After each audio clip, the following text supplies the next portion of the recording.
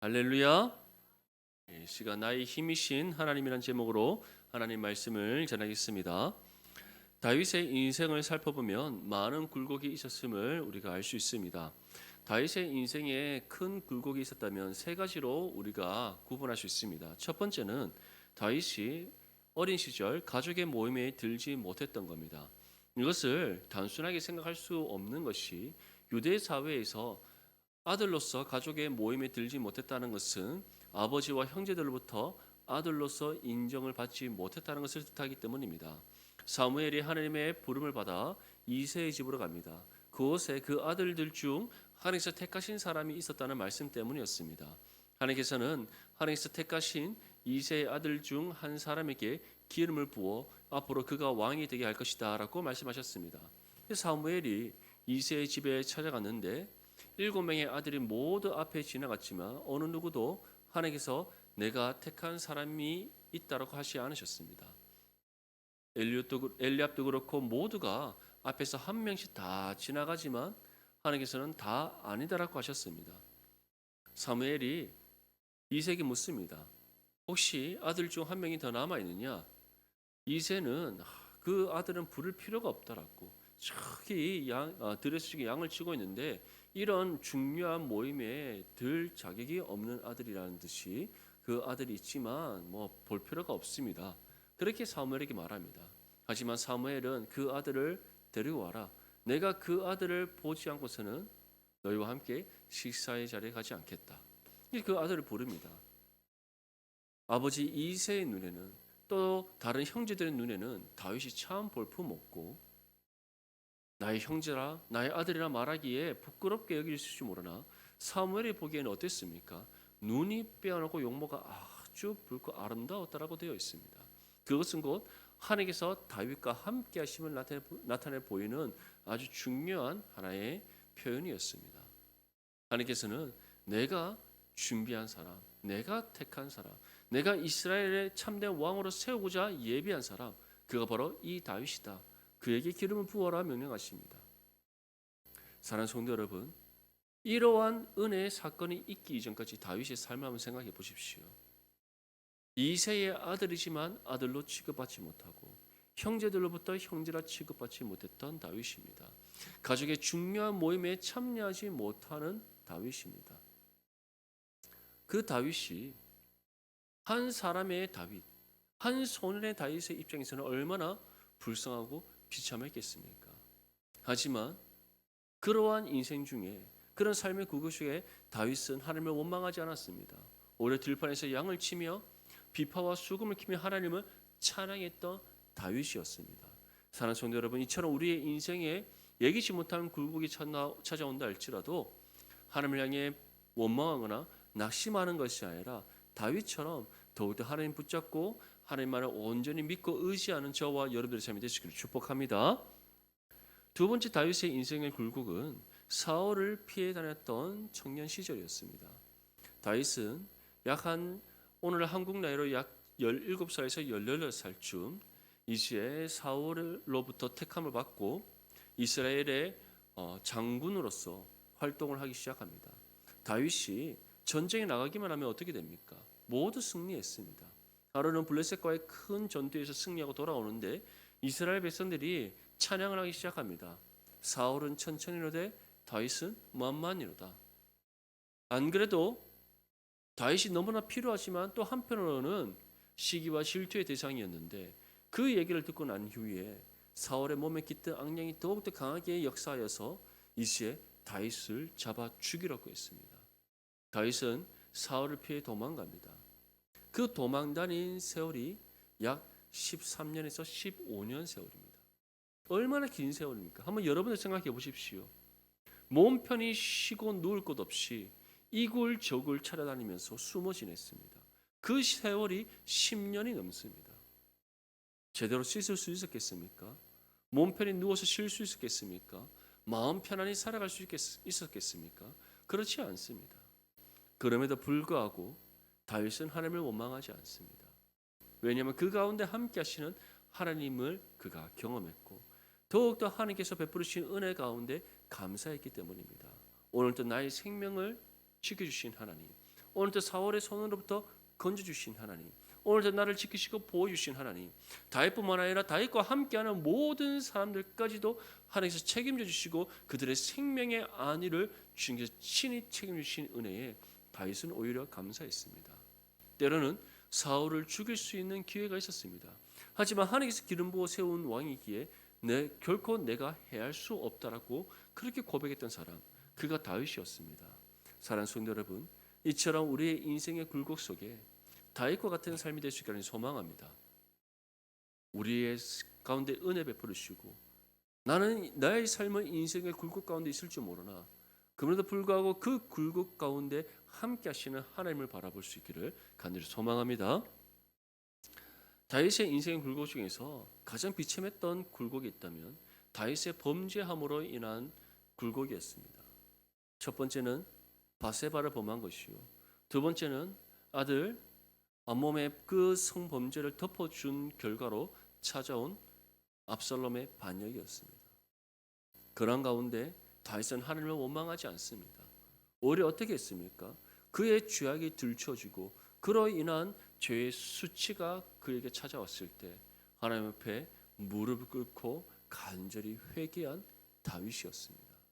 사랑하는 성도 여러분, 이처럼 때로는 우리의 범죄함으로 하나님의 뜻에 따라 바르게 살아가지 않고 그릇되게 행한 우리의 삶으로 인해 굴곡이 찾아올 수 있습니다. 고난의 고통이 찾아올 수 있습니다. 환난과 박해가 있을 수 있고 죄의 수치로 부끄러움을 당할 수 있습니다. 그럴 때 세상의 악한 방법으로 그것을 덮고자 하는 것이 아니라 그 모든 죄를 주님 앞에 자복하며 회개하는 저와 여러분 될 시간을 소망합니다. 회개할 때 우리를 용서하시는 하나님이십니다. 믿습니까? 회개할 때 우리를 다시 회복시켜 주시는 하나님이십니다. 우리를 긍휼히 여기시는 하나님께서 새 영과 힘을 주셔서 다시 굳게 일어서 그 모든 죄를 물리쳐 승리케 하시는 하나님이심을 믿으시기 소망합니다. 다윗만 이런 삶의 굴곡이 있었던 것이 아닙니다. 어쩌면 우리의 인생에도 지금 굴곡이 있을 수 있고 이미 굴곡을 경험했을 수가 있습니다. 또 앞으로 우리에게 어떠한 인생의 굴곡이 있을지 우리는 알 수 없습니다. 하지만 성경은 우리의 많은 믿음의 사람들을 통하여서 인생의 굴곡 가운데 하나님께서 우리 가운데 어떤 은혜를 베풀어 주시는지, 왜 우리의 인생에 이러한 굴곡이 있게 하시는지를 보여줍니다.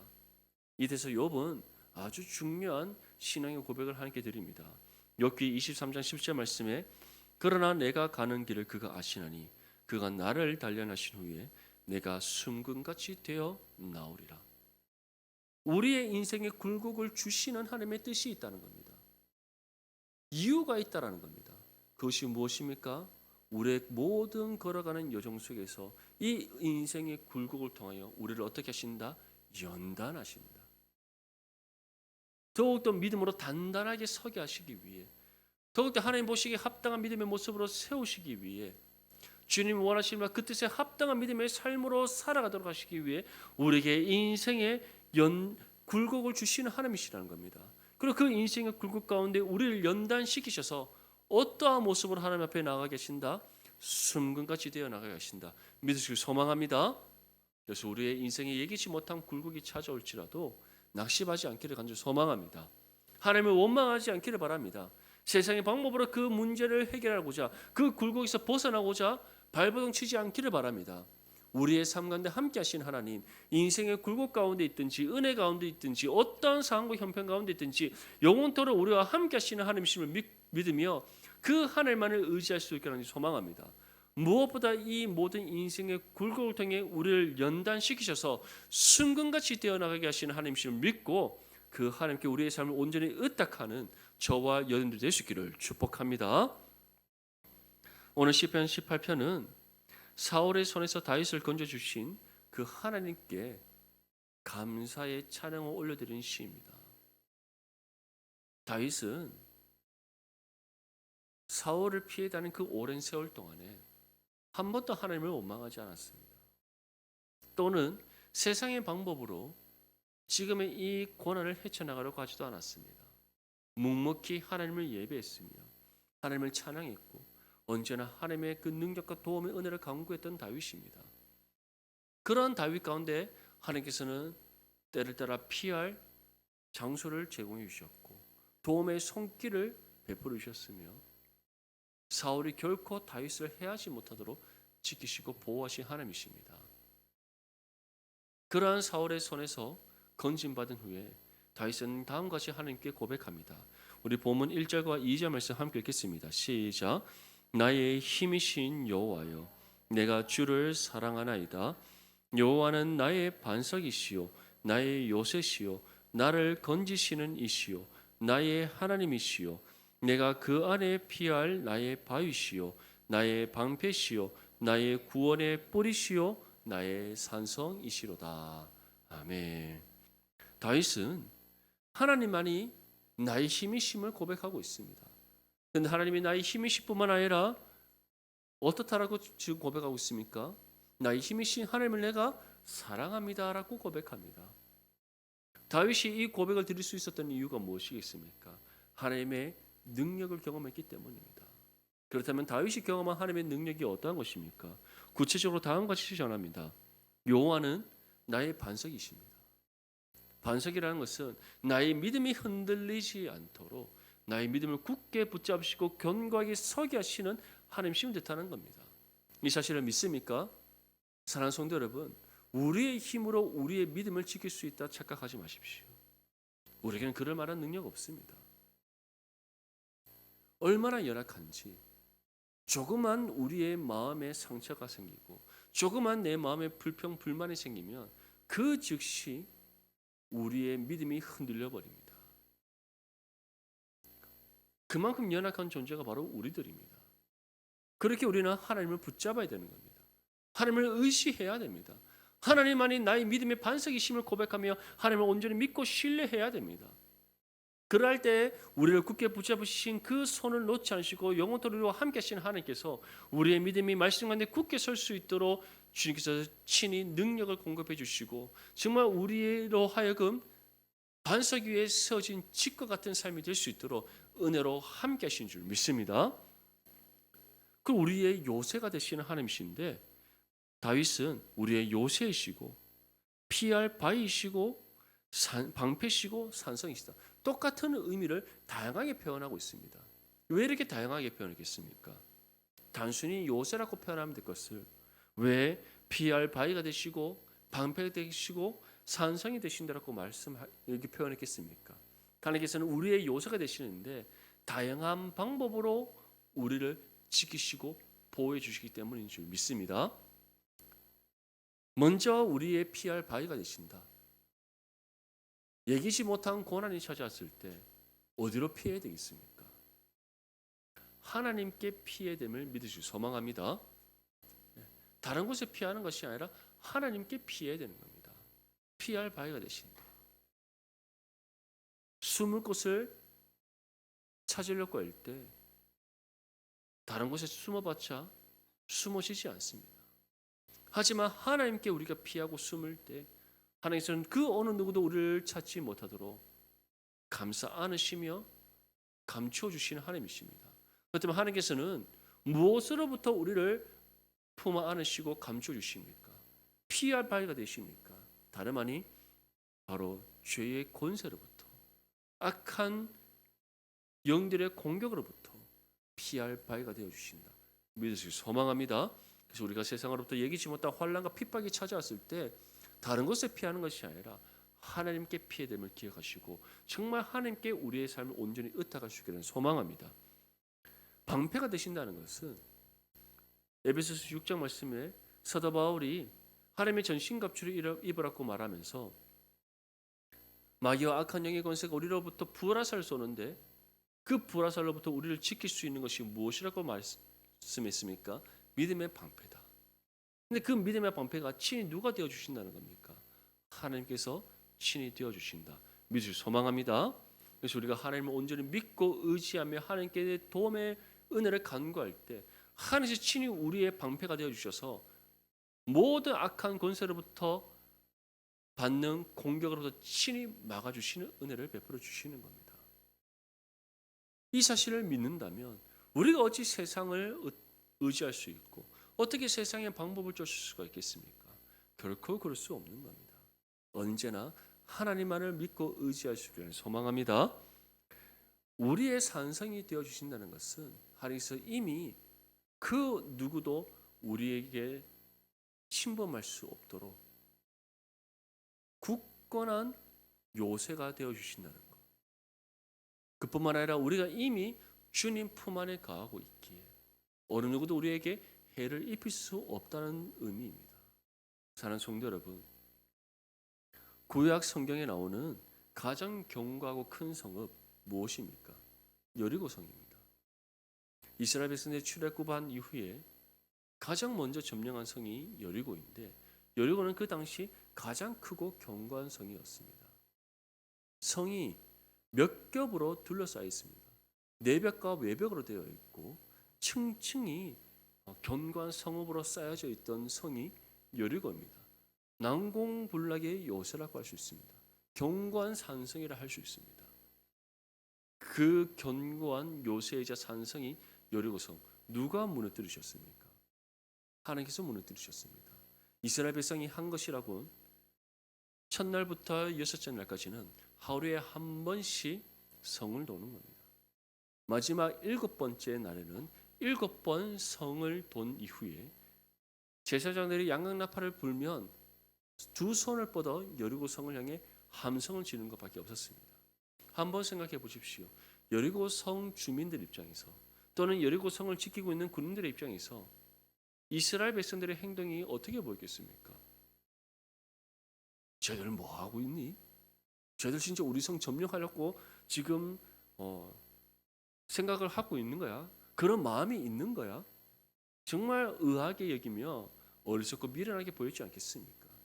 하지만 납득되지 않고 이해되지 않는 하나님의 명령에 끝까지 순종했을 때 이스라엘 백성들에게 피 한 방울 손에 묻지 않게 하시고 그 어떤 수고나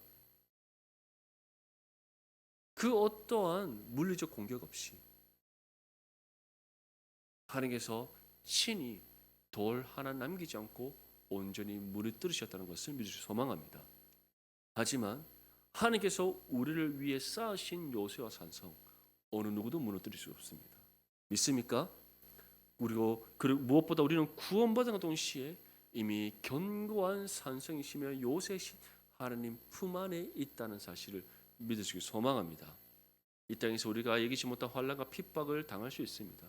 예기치 못한 인생의 굴곡이 우리의 삶 가운데 찾아올 수 있습니다. 당장은 그러한 핍박과 환난 때문에 고난의 고통 때문에 인생의 굴곡 때문에 죽을 것 같고 힘들어서 정말 더 이상 살아갈 수 없을 것 같이 여기질지 모르나 그 가운데도 우리와 함께 하시는 하나님이시며 품 안에 늘 품으시며 우리를 지키시는 하나님이심을 믿을 수 소망합니다. 그 하나님께서 그 모든 환난과 핍박과 고난의 고통 중에 이겨낼 수 있도록 우리에게 능력을 주시고 인생의 굴곡 가운데 연단되어 순금같이 나가도록 친히 우리의 삶을 주장하심을 믿을 수 소망합니다. 여기서 우리 본문 3절에서부터 5절까지 말씀 함께 읽겠습니다. 시작. 내가 찬송받으실 여호와께 아뢰니니 내 원수들에게서 구원을 얻으리로다. 사망의 줄이 나를 얽고 불의의 창수가 나를 두렵게 하였으며 수월의 줄이 나를 두르고 사망의 올무가 내게 이르렀도다. 아멘. 다윗이 경험한 하나님의 능력이란 반석, 요새, 피할 바위, 방패, 산성이신 하나님의 능력만 있는 것이 아닙니다. 어떠한 또 하나님의 힘과 능력을 바울은 경험했습니까? 깊은 고난의 고통 중에 있을 때 나를 건지시는 하나님의 능력이었습니다.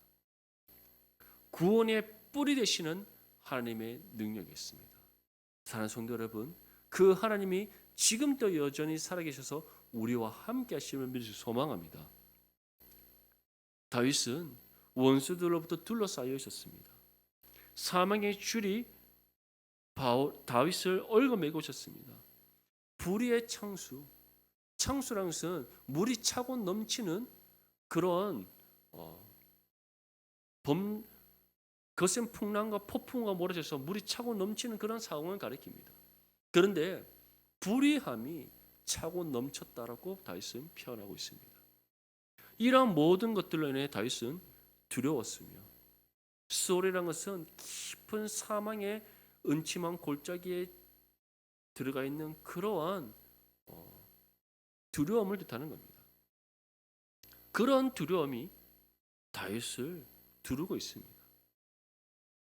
곧 죽을 것 같은, 사망이 곧 내 눈앞에 지금 닥쳐와 있는 것 같은 그런 사망의 올무가 지금 다윗에게 이르렀다고 표현하고 있습니다.